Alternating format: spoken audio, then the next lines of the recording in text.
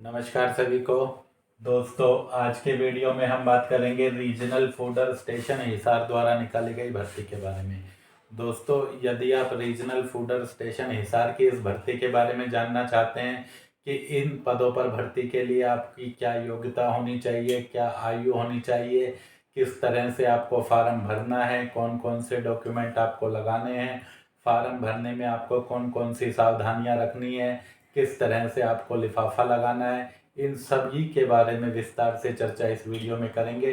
तो यदि आप इस भर्ती का फार्म भरना चाह रहे हैं, इस भर्ती के बारे में पूरी जानकारी चाहते हैं, तो वीडियो में अंत तक जरूर बने रहें ताकि आपसे फार्म भरने में किसी भी प्रकार की कोई गलती न हो। तो आइए शुरू करते हैं आज का छोटा सा वीडियो। देखिए, सभी जातियों के लिए यह भर्ती निकाली गई है, जिसके लिए अंतिम तिथि आपकी 26 फरवरी 2024 यहाँ पर रखी गई है। रीजनल फूडर स्टेशन जो कि पशुपालन एवं डेयरी विभाग के अंतर्गत आता है, हिसार में यह भर्ती की जाएगी। आपको क्षेत्रीय चारा केंद्र हिसार के अंदर नियुक्ति प्रदान की जाएगी। अटेंडेंट के पदों पर यह नियुक्ति की जा रही है, जिसके लिए 10वीं पास पुरुष और महिला अपना ऑफलाइन आवेदन भेज सकते हैं। किसी भी वर्ग के आवेदक के लिए यहाँ पर कोई भी आवेदन शुल्क आपका दे नहीं है, यानी कि आपको कोई भी पोस्टल ऑर्डर या बैंक ड्राफ्ट नहीं भेजना है। कुल 10 पद हैं, जिनमें से 4 पद आपके सामान्य वर्ग में रिक्त हैं और सामान्य वर्ग के 4 पदों में से एक पद आपका श्रवण बाधित दिव्यांग, यानी जिसको कम सुनाई देता है, उस वर्ग के दिव्यांग के लिए आरक्षित है। 2 पद आपके ओबीसी के लिए हैं, एक पद आपका ईडब्ल्यूएस वर्ग के लिए है और 3 पद आपके एससी वर्ग के लिए यहाँ पर आरक्षित हैं। पद के नाम की बात करें तो हिंदी में इसको बोलेंगे आप फार्म परिचारक सह श्रमिक, यानी कि फार्म अटेंडेंट कम लेबर की है पोस्ट है, जिसके लिए आपकी आयु कम से कम 18 साल और ज़्यादा से ज़्यादा 27 साल यहाँ पर हो सकती है। आयु की गणना आपकी अंतिम तिथि के अनुसार की जाएगी, यानी कि 26 फरवरी 2024 तक आपकी आयु है वह 18 वर्ष हो जानी चाहिए और 27 वर्ष से अधिक नहीं होनी चाहिए। किंतु यदि आप ओबीसी हैं तो आपको आयु में 3 साल की छूट मिलेगी, तो आपकी अधिकतम आयु 30 वर्ष तक हो सकती है। और यदि आप एससी हैं तो आपको 5 वर्ष की आयु की छूट मिलेगी। आपकी अधिकतम आयु है वह 26 फरवरी 2024 को 32 वर्ष से अधिक वहां पर नहीं होनी चाहिए। वेतनमान की बात करें तो 18,000 से 56,900 यहाँ पर वेतनमान रहेगा। योग्यता की बात करें तो आप है वह कम से कम 10वीं पास होनी चाहिए। साथ ही इन पदों के लिए आपको जो 1 वर्ष का अनुभव है वह भी होना चाहिए, जो कि आपका किसी भी फार्म हाउस से हो सकता है पशुपालन के क्षेत्र में, यानी कि आपको पशुपालन कार्य का 1 साल का अनुभव भी इन पदों के लिए होना जरूरी है। इसके बाद बात करें आवेदन शुल्क की, तो पदों पर भर्ती के लिए किसी भी वर्ग के आवेदक को कोई शुल्क यहाँ पर नहीं देना है। फार्म की बात करें, आपको फार्म कहाँ से मिलेगा, तो आप अपने गांव या शहर में जो भी आपका फार्म विक्रेता है, सीएससी सेंटर है, ई मित्रा है, वहाँ से आप फार्म ले सकते हैं, साइबर कैफे से ले सकते हैं। आपको फार्म नहीं मिलता है तो आप vacancyforum.com से भी इस फार्म को डाउनलोड कर उसका प्रिंट निकाल कर भेज सकते हैं। दोस्तों, आपको फार्म किस पते पर भेजना है, कौन कौन से डॉक्यूमेंट लगाने हैं, कौन कौन सी सावधानियां आपको फार्म भरते समय रखनी है, उनके बारे में भी इस वीडियो में चर्चा करेंगे। दूसरा, आपको फार्म किस प्रकार से भरना है, देखिए यह इसका फार्म है, इसको किस प्रकार से आपको भरना है, इसके बारे में भी चर्चा इसी वीडियो में करेंगे। तो सबसे पहले बात करें इसके साथ आपको कौन कौन से डॉक्यूमेंट लगाने हैं जो कि आपके जरूरी हैं। जो आपके डॉक्यूमेंट है वह सभी आपके, जैसा कि आप देख रहे हैं, स्वयं सत्यापित होने चाहिए, यानी कि सेल्फ अटेस्टेड डॉक्यूमेंट आपके होने चाहिए, जिनमें आपको जरूरी रूप से लगाना है एक तो 10वीं का प्रमाण पत्र, दूसरा आपको आधार कार्ड लगाना है। यदि अभी आपके पास आधार कार्ड नहीं है तो अन्य किसी भी आईडी प्रूफ की प्रति आप लगा सकते हैं, यानी कि या तो आधार कार्ड लगाएं या अन्य कोई भी एक आईडी आप लगा सकते हैं। तीसरी बात करें तो आपको एक फोटोकॉपी लगानी है एक्सपीरियंस सर्टिफिकेट की। जो आपका पद से संबंधित अनुभव है उसकी फोटोकॉपी आपको लगानी है। उसके अलावा आपको एक सेल्फ एड्रेस लिफाफा लगाना है जिस पर आपको अपना पूरा डाक का पता लिखना है। आपको टिकट लगाने की यहाँ पर आवश्यकता नहीं है लिफाफे पर।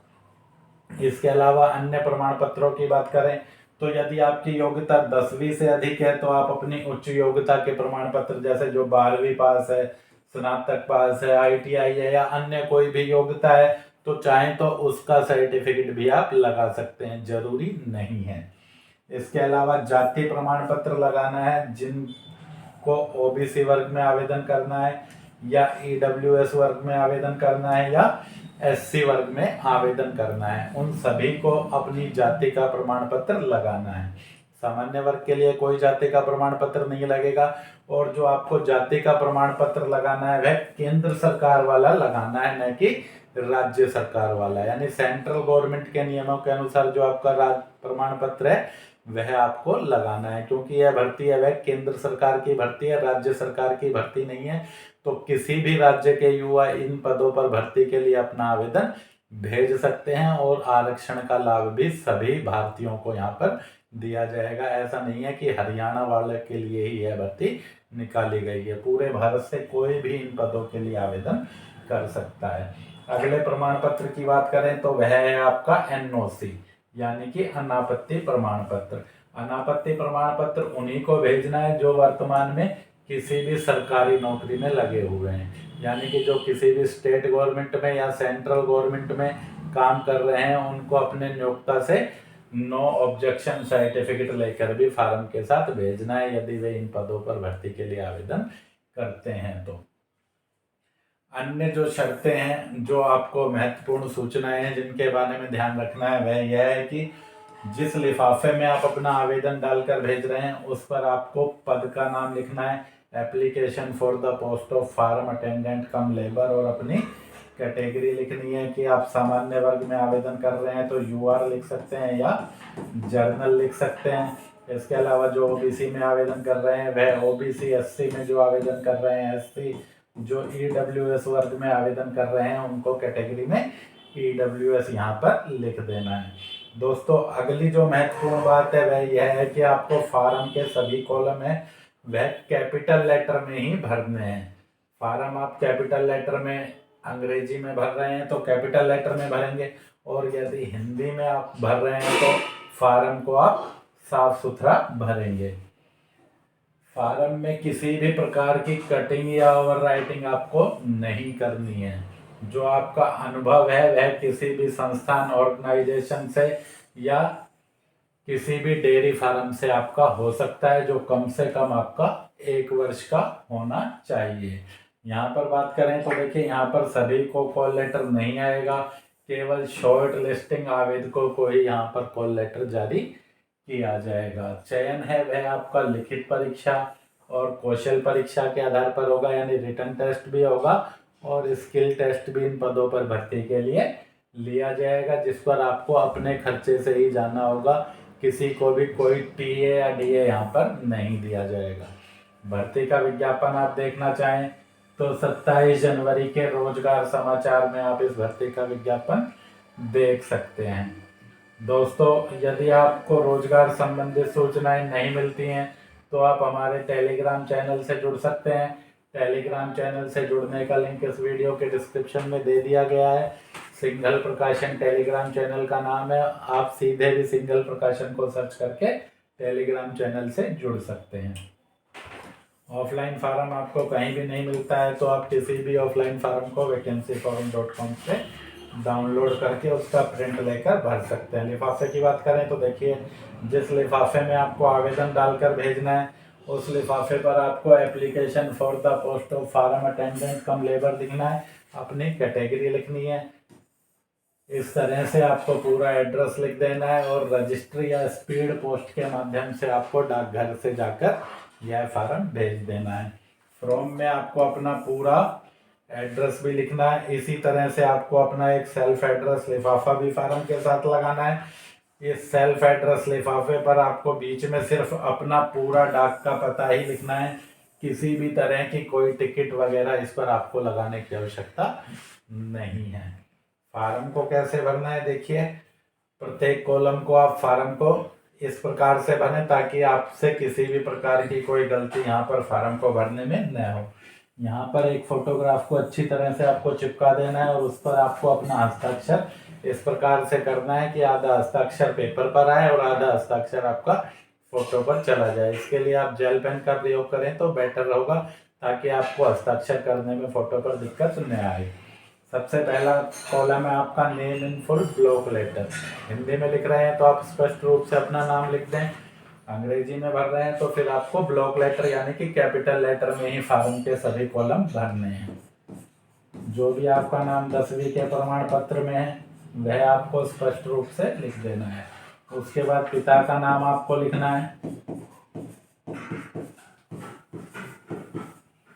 उसके बाद जन्म तिथि लिखनी है आप जो मैट्रिक के जैसे भी आपके प्रमाण पत्र में लिखी गई है।